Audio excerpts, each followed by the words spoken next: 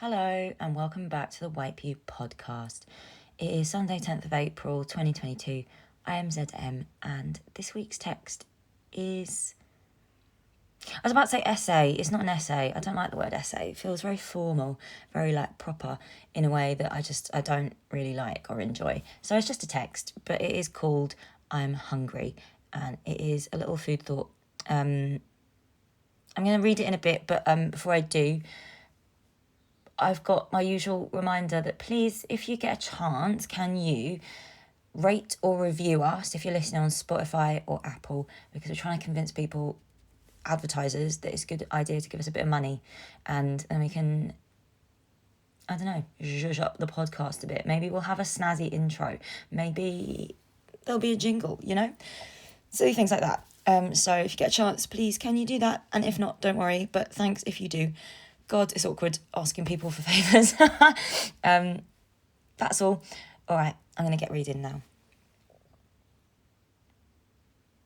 I think it's boring to say Ramadan is difficult for Muslims who have or have had eating disorders. It is boring because it is too simple. It is also incorrect. If I have one special skill, it's an ability to endure the experience of hunger. I can take pleasure in it.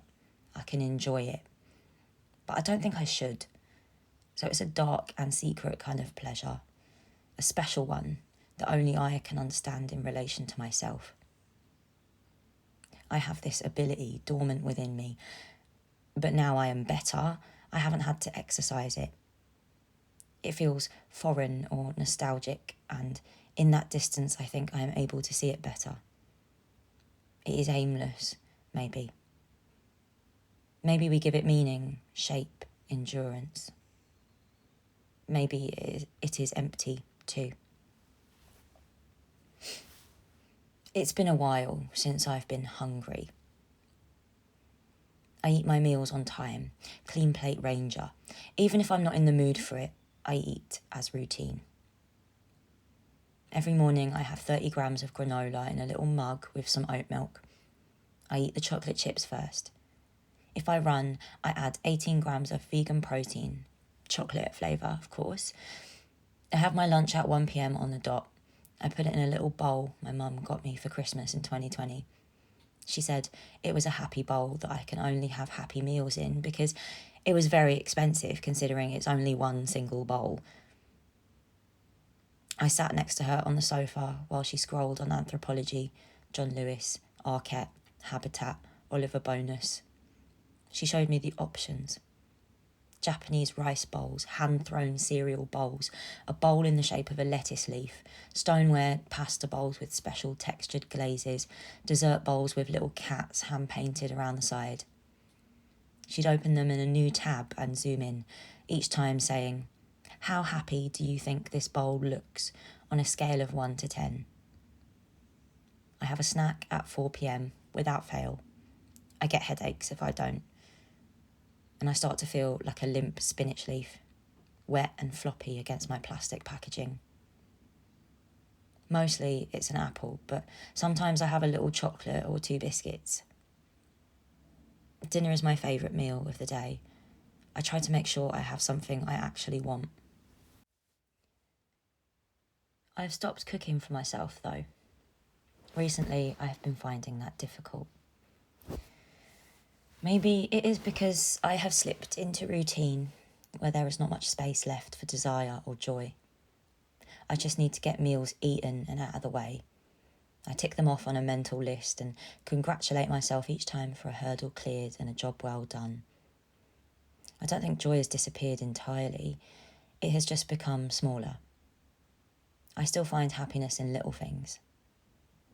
I told my flatmate I liked a specific kind of bagel one time, and now she silently leaves them in the kitchen for me every time she goes to the shops. We break off bits of chocolate to throw into each other's open mouths from across the living room.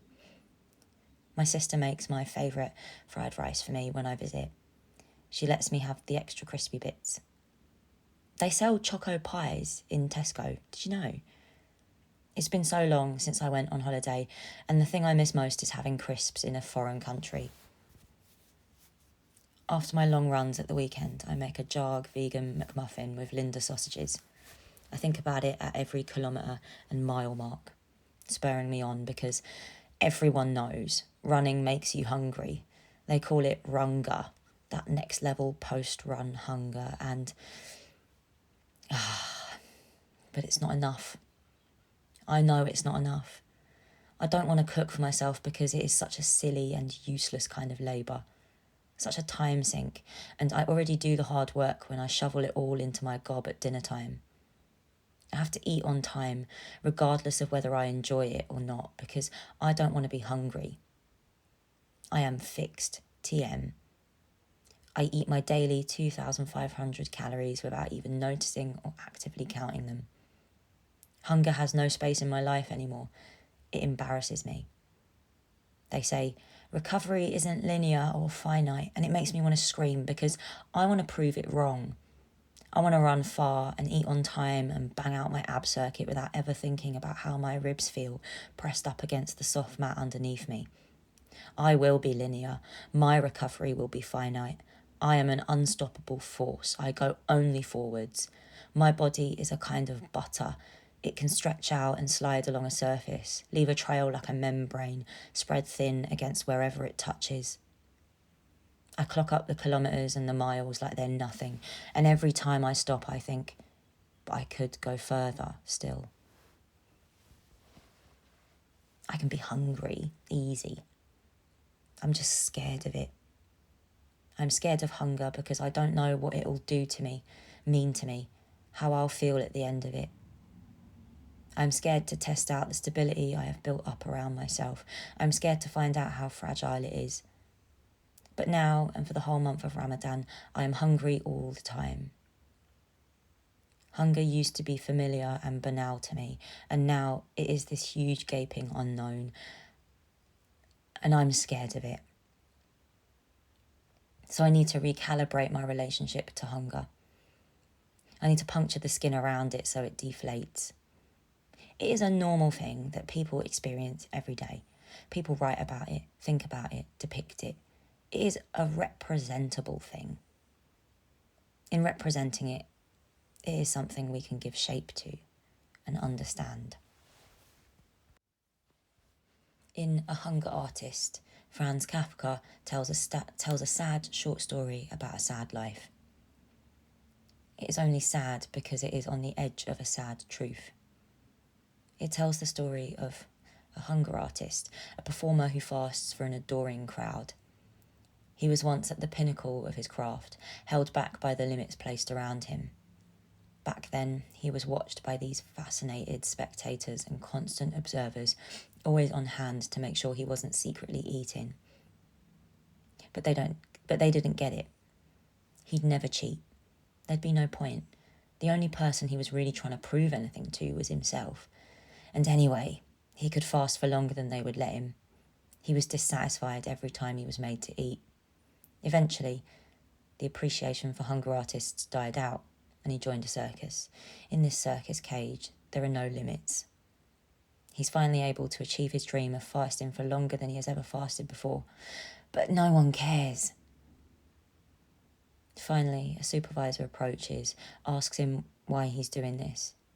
The hunger artist whispers in his ear, "Because I couldn't find a food which I enjoyed." And then he falls down dead. He is dead and hungry. They clear up his body and put a panther in the cage instead. The crowds gather around the animal, adoring and lingering, enthralled by its power and fury. A wave swept Europe in the Middle Ages, women starving themselves and refusing all food except for the Holy Eucharist. Now they call it anorexia mirabilis, holy anorexia. Back then, they just called them starving girls. Refusing food was the only way women could experience the suffering of Jesus, and in this shared pain they could be closer to God. St. Catherine of Siena argued that it was about the separation of body and spirit. Physical, bodily hunger was replaced by a hunger for God that could only be met by this act of asceticism. Columba of Raeti believed her spirit toured the Holy Land in starved visions, She was communicating with God himself. This was productive pain, suffering purposefully with intent. It was a sign of sanctity and purity, godliness. Of course, hunger is a political tool too. I've never understood hunger strikes because I think it requires a powerful entity to care about your individual well-being. But every time I Google hunger, the 2008 Steve McQueen film with Michael Fassbender comes up. I remember watching the scene where he speaks to the priest with slow, quiet tears streaking down my face. Because although I can do it to myself, I cannot watch someone else starve. Maybe it's not about a powerful entity being made to care. I guess there is also something about hunger being appalling to watch. It is sombre, but it also becomes embarrassing for the powerful entity, a grotesque fate that they are directly responsible for. It asks for silence. I've spent a lot of time thinking about something I glossed over in Eat the Rich. That bit from Ruby Tando's Eat Up. When Judy Sill sings about the gap between her spirit and her body and the hunger that seeps between them, it isn't some dream of a bodiless existence. Sill doesn't want to let go of her earthly roots or the unavoidable hunger that we feel as human beings. She feels every last pang of that hunger and she cherishes it. The wonderful thing about allowing yourself to feel your hunger, whether that's the hunger that Sill sung about or a more physical gurgling, raging in my guts, is that it reminds you of the distance between where you are and where you want to be. When you say, I am hungry, you might think you're just talking about wanting another pack of Maltesers. But what you're really saying is that you're alive and that you want more and that there's no pleasing your soul until your body has been appeased. You are myth, intestine, splendour, fart, divinity, and heaviness all at once. I don't know if I understand or feel the extent of that yet. It feels like a kind of smooth, limitless fiction. Maybe I just have to lean back and hope it'll be there to break my fall.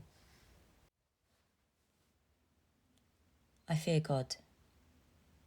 When I'm hungry and I exit my body, I am reminded of how flimsy this human form is. Bodies are fallible vessels, and this world is an illusion, even though it is a beautiful one. Maybe there is something powerful and emotional in the experience of hunger during this month. Maybe there's something in universality or ubiquity. We must all seek forgiveness in the same way, according to the same rules. When I wake up for suhoor, I look out my kitchen window to see if I can spot any other houses with the lights on. I am comforted by the fact that there are millions of us all hungry together. My hunger has always been so lonely, but this is different. It is a collective hunger. For food, yeah, but also for closeness with a higher power. The Prophet sallallahu alaihi wasallam said that during this month, the gates of heaven are open, and I have always wondered what that means. Does it mean that God can hear our prayers more clearly now that there's nothing between us?